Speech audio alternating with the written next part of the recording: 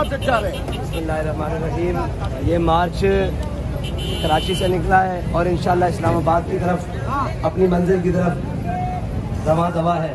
और जिस तरह एहलियाने सिंध ने इस मार्च को मरहबा कहा है और जिस तरह फूलों की बरसात की है और जिस तरह मोहब्बत का इजहार किया है, लग रहा है कि इंशाल्लाह अब सिंध इंशाल्लाह लब्बैक का किनारा बना।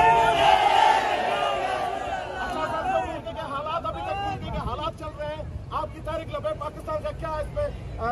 देखिए, अभी तो हम ये जो मुल्क में हालिया एक गुस्ताखियों की बदतरीन और शदीद तरीन लहर चली है उसके खिलाफ और उसके जो भी किरदार हैं उनको अंजाम तक पहुंचाने के खिलाफ, और जनाब जो मुल्क में हालिया पेट्रोलियम की कीमतों की जो पेट्रोलियम की कीमतें हैं उनकी जनाब जो आसमान से बातें कर रही हैं, महंगाई, चीनी, आटे का जो बहरान है और जो मुल्क में लाकानूनियत है, सियासी रियासती अदम इस्तेहकाम है, उसके जनाब हक में पाकिस्तान बचाओ मार्च इसलिए लेकर चल रहे हैं कि इंशाल्लाह पाकिस्तान के अंदर अब हुजूर का निज़ाम लाकर हम देंगे। अच्छा सर, एक सवाल कि अगर अभी तक बातें ये चल रही है कि पीटीआई के ऊपर पाबंदी लगी जा रही है, आपने पार्टी का क्या उस पर राजी में पाबंदी उस पर लगनी चाहिए? देखिए, हमारा ये बुनियादी मौक़िफ़ है कि किसी पार्टी के ऊपर भी पाबंदी नहीं लगनी चाहिए।